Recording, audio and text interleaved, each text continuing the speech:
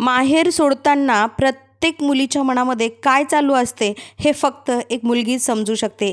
1 महिना माहेरी कधी गेला कळालंच नाही, पण आज पुन्हा निघायची वेळ आली आहे आणि खरं सांगू का, माहेर सोडताना मन आजही तितकंच भरून येतं.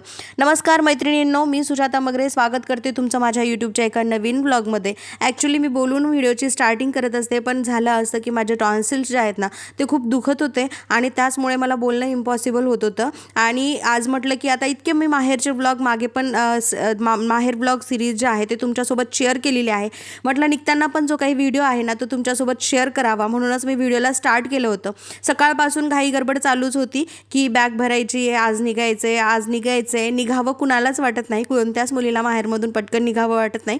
पण कसं आहे माहिती आहे का, तयारी करत करत तीच वेळ होणार होती सायंकाळचीच, म्हणून जे आहे सकाळपासून इथे तयारी माझी चालू होती. आणि इथे ना आईनं म्हणजे धोंडे वगैरे बनवले होते, अधिक मास होता आणि त्यावेळेला मग जे काही नवीन डब्बा असतो स्टीलचा, तो आईने नवीन डब्बा घेतला होता आणि 33 धोंडे देण्याची आपल्याकडे परंपरा आहे. लेकी बाळीला देतात, जावयाला देतात आणि धोंडे खायला सगळ्या पाहुण्यारावण्यांना बोलवतात. तर स्पेशली लेकीचा आणि जावयाचा जास्त मान असतो. त्याचमुळे आईने जे आहे आम्हाला बोलवलं होतं. म्हणजे मी तर सुट्ट्यामध्ये गेलेच होते आणि त्यातल्या त्यात मग घ्यायला मला पिलूचे पप्पा नेहमीच येतात. त्यामुळे मग आज त्यानिमित्ताने जे काही धोंडे बांधून म्हणजे सकाळीच केले होते आईने, रवीचे आणि साखरेचे. तर तेच जे 33 धोंडे आहे ते भाऊजाई इथं भरत होती आणि हे जे तळणाचं काम वगैरे सगळं आहे ते तिनेच केलं होतं.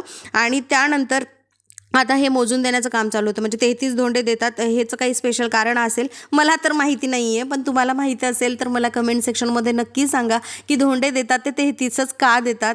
तर इथे बघू शकता तुम्ही की सगळे जे काही धोंडे आहेत ना, आईने भरपूर सारे धोंडे बनवले होते आणि त्यातले जे काही 33 धोंडे आहेत ते माझ्यासोबत देणार होती. सो टिफिनमध्ये या डब्यामध्ये आईने हे पॅक केलं, भाऊजाईनं हे पॅक केलं आणि अजून पण बरंच काही सामान भरायचं होतं. तसं तर मी गेलं तेव्हापासून आईचं चालूच असते की हां, हे तुला न्यायचं आहे सोबत तर साईडला काढून ठेवा, हे तुला द्यायचं आहे सोबत तर साईडला काढून ठेवा. प्रत्येकच आईचं असं असतं की मुलगी आल्याच्या नंतर काय काय देऊ की काय काय नाही की असं तिला होत असतं. सो माझ्या पण आईचं तसंच आहे. आणि इथे मी ऑलरेडी सगळी बॅग भरली होती सकाळीच, पण हे जे ड्रेस आहे ना, जाताना तो पॅन्ट पिलूला घालायचा माझ्या डोक्यामध्ये होतं. आता तो नेमका कोणता घालेल, निघताना ऐन वेळेवर त्याचा काही मूड चेंज झाला तर माहीत नाही, पण जो काही निघतानाचा ड्रेस आहे तो मी बॅगवरती काढून ठेवला होता. त्यानंतर आता इथे ना डब्यासाठी टमाट्याची चटणी मला आईच्या हातची खूप आवडते, त्यामुळे प्रत्येक वेळी मी निघत असताना टमाट्याची जी चटणी आहे ना ते आईला स्पेशली बनवायला लावते. आणि त्यानंतर ना इथे बॅग भरण्याचं माझं काम चालू होतं. आई आणि भाऊजाई स्वयंपाकामध्ये गुंग झाल्या होत्या, कारण की लेकरं पण खूप धिंगाणं मस्ती करत होते. दादा आज चालला असं लेकरांना पण वाटत होतं. जर तुम्ही माझे मागचे ब्लॉग बघितले असेल तर भरपूर सारी मजा लेकरांनी केलेली आहे. माझा भाचा, माझी भाची, माझा पिल्लू सगळ्यांनी मजा केलेली आहे. तितकेच भांडणं देखील केलेले आहेत. आणि त्यानंतर तुम्ही बघू शकता कधी राग तर कधी भांडण असं करत करत आमच्या जे खेळून जे काही लेकरांच्या सुट्ट्या आहेत त्या पार पडल्यात. शेवटी शाळा सुरू झाली आणि आता आपल्याला आपल्या पुढच्या जबाबदारीकडे जाणं गरजेचं आहे. त्यामुळेच जे आहे आज निघावं लागत आहे. आणि त्यानंतर हे जे सगळं काही माझे गाऊन वगैरे असतील किंवा कपडे असतील ते एक एक कपडा करून मला भरायचा होता, कारण की किती जरी आपण आठवणीनं भरलं ना तर एखादी गोष्ट राहतेच. त्यानंतर हा जो काही धोंड्याचा डब्बा होता ना तो पण मी यामध्ये ठेवला, कारण की मग म्हटलं सगळ्या घाई गडबडीमध्ये हेच राहून जायचं, म्हणून सुरुवातीला ते पॅक केलं. त्यानंतर बॅग पण पॅक केली होती, पर्समध्ये पण जे काही चार्जर वगैरे असते ना ते ठेवून घेतलं होतं. त्यानंतर ह्या ज्या शेवया आहेत ना ते आईने म्हणजे केल्याच्या नंतरच साईडला काढून ठेवल्या होत्या, कारण की पिलूच्या पप्पाला गोड खायला खूप आवडते आणि स्पेशली मला तरी एवढं नाही म्हणा, पण त्यांच्या सोबत लग्न झालं तेव्हापासून ह्या शेवया आहेत ना त्या मी पण त्यांच्यासोबत आवडीनं खाते. सो आईने हे जावयासाठी बनवलं होतं आणि ते पॅक करून आता आईने सगळंच दिलं होतं. म्हणजे ज्या दिवशी आम्ही केल्या ना, उन्हाला वाळवण वगैरे केल्याच्या नंतरच ते आहे ते बांधून ठेवलं होतं. त्यानंतर आमच्या अंगणातच कढीपत्त्याचं खूप मोठं झाड आहे आणि मग फोडणीला कढीपत्ता पण आईने वरून तोडून आणून दिला होता मला. त्यानंतर हा जो काळा मसाला आहे ना, हा काळा मसाला पण आई प्रत्येक वेळा मला देते, कारण की आपल्याला लेकरांच्या जे काही टिफिन असतात शाळेचे ते बनवायचे असतात. मग त्यावेळ काय होते की आपल्याला प्रॉपर वेळ मिळत नाही की हे सगळं बनवून ठेवा, याच्या मागे वेळ द्या. त्यामुळे प्रत्येक वेळ निघताना आई मसाला देत असते. त्यानंतर मला म्हणजे डाळी वगैरे सगळ्या असतात, पण तरी पण मार्केटमधून आणून तिनं हे मुगाची डाळ दिली होती मला सोबत. नेमकं काय वाटतं आई लोकांना काय माहिती, सगळंच घरी असते पण त्यांना तरी पण सगळं काही द्यायचं असते. तर हे जे सगळं काही आहे ना सामान हे आईने आधीच बांधून ठेवलं होतं. फक्त मी जे आहे ना ते साईड साईडचं नेऊन ठेवत होते, कारण की तिला थोडासा गुडघ्याचा त्रास होत होता, त्यामुळे तिच्याने काही फिरणं होत नव्हतं. आणि त्यातल्या त्यात लेकरं आईला इतके सतवत होते, कधी दुकानला नेत होते, कधी काही खायचं घेऊन मागत होते. त्यामुळे आईने सगळ्या लेकरांना दुकानला नेलं होतं. आणि त्यानंतर हे जे पापड आहेत ना, ते पापडं पण दिले होते, म्हणजे तांदळाचे पापडं केले होते, त्यानंतर कुरवड्या केल्या होत्या, त्यानंतर ज्या काही शेवळ्या केल्या होत्या. आणि हो, ह्या म्हणजे पापडं कशा बनवलेत आम्ही, एक ग्लास तांदळामध्ये, त्यानंतर कुरवड्या कशा बनवल्यात आणि शेवया कशा बनवल्यात, तर ह्याचे देखील मी व्लॉग जे आहेत तर मी ते चॅनलवरती अपलोड केलेले आहेत. अगदीच पारंपरिक पद्धतीने हे सगळं काही बनवलेलं आहे, तर नक्की जाऊन चेकआउट करा. त्यानंतर भरपूर सारे जे कांदे आणले होते घरी वापरण्यासाठी, आईने त्यातलेही पिशवीभर कांदे मला भरले. म्हणजे कसं आहे माहिती का, आपण जिथं राहतो तिथं सगळंच भेटते, पण तरी पण यांना काय वाटते काय माहिती, नाही न्यायचंच म्हणे, गाडी आहे सोबत तर तुला काय उचलून न्यायचे का डोक्यावर, म्हणून तिने हे सगळं बांधून ठेवलं होतं. आणि सो फायनली ना इथं टिफिन पॅक करण्याचं काम चालू होतं. सो हे काम मात्र भाऊजी इकडंच असते आवर्जून. आणि जेव्हाही मी निघते ना, तर त्यावेळी ती मला सोबत पुरणपोळ्या देतीच. आणि आता पिलूच्या पप्पाला पुरणपोळी खायला खूप आवडते, त्यामुळे जेव्हाही आम्ही निघत असतो त्यावेळी त्यांच्या आवडीचं जेवण घरी बनवल्याच जाते. म्हणजे पुरणपोळी आईने बनवली होती आणि भाऊजीनं बनवल्या होत्या. तर ते जे टिफिन आहे बांधण्याचं काम ती करत होती, कारण की आता संध्याकाळी काही जेवण इथून गेल्याच्या नंतर परत जेवण वगैरे करा आणि मग कंटाळा येतो, म्हणून सोबतच येताना आई टिफिन प्रत्येक वेळा देते. आणि हे जे पुरणाच्या पोळ्या आहेत त्या केल्या होत्या. आणि मला पुरणाच्या पोळ्या खाऊन ना आता थोडासा कंटाळा आला होता, कारण गेले तेव्हापासून ना सारखं रसपुरी होती, पुरणाच्या पोळ्या होत्या, त्यात भाऊजाईच्या ॲनिव्हर्सरी झाली त्यावेळी पण रसपोळ्या बनवल्या होत्या, माझी पण ॲनिव्हर्सरी तिकडंच झाली. सो त्याचे व्लॉग मी मात्र शूट करू शकले नाही. तेव्हा पण पुरणाच्या पोळ्या आणि रस झालं, आणि सतत रसपुरी, पुरणाच्या पोळी, रस असं खाऊन मला कंटाळा आला होता. त्यामुळे ना मी आईला सांगितलं होतं की साध्या चपात्या माझ्या नावाच्या टाक. तर इथे भाऊजीने साध्या चपात्या माझ्या नावाच्या टाकल्या होत्या. त्यानंतर सोबत टमाट्याची चटणी दिली होती, कारण आता गोड खाऊन खाऊन ना खूप तोंड गोड पडलं होतं. आणि त्याचमुळे जो आहे तो साधा डब्बा मी आईला तो पण द्यायला सांगितला होता. तर तुम्ही बघू शकता आता इथे भरपूर सारं सामान इथं पॅक केलेलं आहे, साईडला काढलेलं आहे. त्यानंतर बॅग वगैरे पण जे आहे ते आता न्यायचं सामान इथे बाजूला ठेवलेलं आहे. तर होतं असं की बॅग भरायला वेळ लागत नाही, पण आपल्याला इकडे येताना म्हणजे माहेरी येताना आपल्याला काही बॅग भरायला वेळ लागत नाही, पण जाताना मात्र प्रत्येक वस्तूंसोबत ना आपल्या आठवणी बांधलेल्या असतात. तर हे सगळं जे आहे ते आता हे आम्ही बॅग वगैरे सगळं आहे ते गाडीमध्ये ठेवण्याचं काम पिलूचे पप्पा करत होते, कारण की पिलू अजूनही खूप लहान आहे. आणि त्यामुळे इतकं म्हणजे छोट्या छोट्या बॅग झाल्या होत्या ना, येताना फक्त मी एक बॅग कॅरी करून आले होते, त्यामध्ये लिमिटेड कपडे होते. फक्त एक लग्नाला जातानाची म्हणजे भावालाच्या लग्नाला गेले होते त्यावेळेची साडी वगैरे कोणती वेअर करायची त्यासाठी ते घेतलं होतं. पण जाताना इतक्या साऱ्या बॅग जमा झाल्या होत्या ना की पिलूचे पप्पा म्हटले होते की एकच बॅग घेऊन आली होतीस आणि जाताना एवढं सगळं. तर हे जे आहे ना, हे बॅग नाही आहेत, हे आईचं सगळं काही काळजी आहे, हे आईचं सगळं प्रेम आहे जे मी बॅगेमध्ये घेऊन चाललेली आहे. सो असं आहे.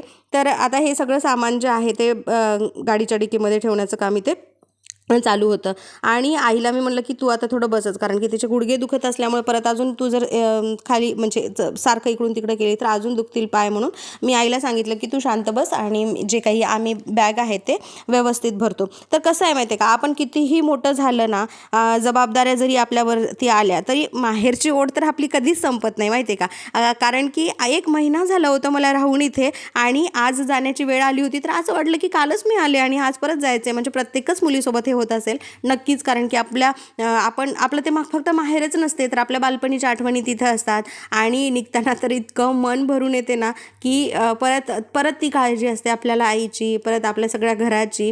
जरी आपण तिकडे संसारामध्ये गुंतलो असेल, आपणही छान नांदत असेल, तरी पण ती जी ओढ असते ना ती कायम असते आपली माहेरसोबत. आणि ही ओढ असं नाही आहे की म्हणजे विशिष्ट वयापर्यंत असते, तर असं काही नाही. म्हणजे आपल्यावरती कितीही जबाबदारी येऊ द्या, आपले लेकरं कितीही मोठे होऊ द्या, किंवा मग आपलेही लेकरं लग्न वगैरे करून सेटल जरी झाले ना, तरी पण आपल्याला माहेरची ओढ असतेच. प्रत्येकाला एक माहेर म्हटल्यानंतर एक आपलेपणा वेगळाच असतो. तर असं आहे. तर त्यानंतर आता हे सगळं बॅग वगैरे पॅक करणं झालं होतं, आता निघायचंच होतं एक जस्ट 10 मिनटामध्ये. तर इथे जे आहे ते आमच्याकडे ही पद्धत आहे, परंपरा आहे की जेव्हाही घराची लेकबाळ जे असते ते निघत असताना तिचे पाय धुतात कंपल्सरी. तुम्ही माझे मागचे व्लॉग जर बघितले असतील तर त्यातही तुम्हाला दिसेल हे. सो पहिले पाय धुतात, असं अधिक मासामध्ये तर धुतातच म्हणा लेकीचे जावयाचे पाय, पण हे आमच्याकडे नेहमीच धुतात लेकबाळ जात असताना. सो आता पहिल्यांदा पाय वगैरे धुवून घेतले भाऊजाईनं, त्यानंतर हळदी कुंकू वगैरे लावलं होतं. आणि जेव्हा आपण मग परत पाय धुतल्याच्या नंतर त्यावरती ना हळदी कुंकू लावतात परत. तर हे सगळं भाऊजाई करते, पण जेव्हा भाऊजाई करते तेव्हा माझ्या भाचीला पण हे करायचं असते. सो तिचं ती बघत होती आणि मम्मीच्या बाजूला बसून तिला आतुला मला हे पण आतुला करायचं आहे म्हणून ती साईडलाच बसली होती. तर तिची मम्मी सांगत होती, पहिले मी कसं करते ते बघ आणि त्यानंतर तू कर.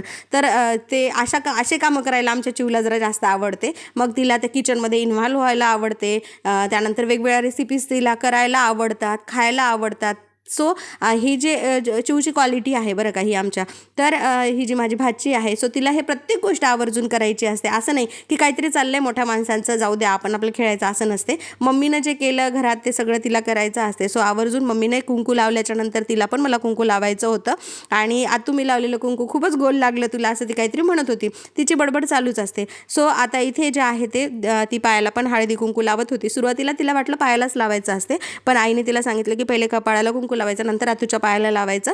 त्याचमुळे जे आहेत पहिल्यांदा तिने माझ्या कपाळाला कुंकू लावलं आणि त्यानंतर जे आहे ते पायाच्या नखाला ना म्हणजे थोडं थोडं लावायचं असते. पण तिला वाटलं की हे नेल पॉलिश सारखंच लावायचं असते, म्हणून तुम्ही बघू शकता व्हिडिओमध्ये लिटरली तिनं ना असं पूर्ण नख कुंकवानं भरलेले आहेत. म्हणजे एकदम नेल पॉलिश सारखंच त्याला केलं होतं.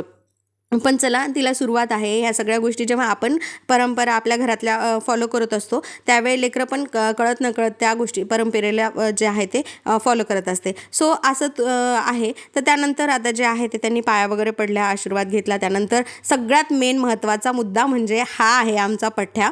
तर येताना म्हणजे ज्या दिवशी मी आले होते ना त्या दिवशी पण तो झोपून होता आणि निघायचं होतं मला, म्हणजे 1 ते 1:30 सुमारासमध्ये मी निघत होते. तर त्याचा झोपण्याची वेळ असते. तर 1 वाजताच तो झोपला होता. जवळपास 2-3 तास झोपतो तो, 4 वाजेपर्यंत झोपतो. तर आता आम्ही निघत होतो 3 वाजता वगैरे, तर खूप गाढ झोपला होता. त्यामुळे मी इथे काही लाईट वगैरे लावली नाही, कारण त्याची झोप खराब झाली असती तर परत त्यांना घरामध्ये सगळ्यांना त्रास दिला असता.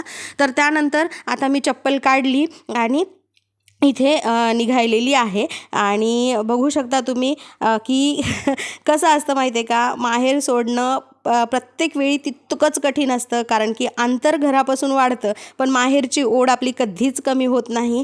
तर असं आहे की ह्या सगळ्या ज्या आठवणी आहेत आपल्या मनामध्ये आपण घेऊन जात असतो आणि मन इतकं भरून आलं होतं, पण काय करणार ना, शेवटी पर्याय नाही आहे. ह्या सगळ्या गोष्टी होत आलेल्या आहेत आपल्या इकडे. तर त्याचमुळे जे आहेत, आता मी जरी अवघड करून घेतला असता कोणत्या गोष्टीचं तर आई अजून जास्त फील केली असती. म्हणून आईला कुठलंही मनातलं जे काही दुःख असते किंवा काही विचार असतात आपल्या येत असतात निघताना माहेरमधून, तर ते कुठलेही विचार मी चेहऱ्यावरती दाखवले नाही. आणि सो फायनली इथे मी माझ्या रस्त्याला लागलेली आहे.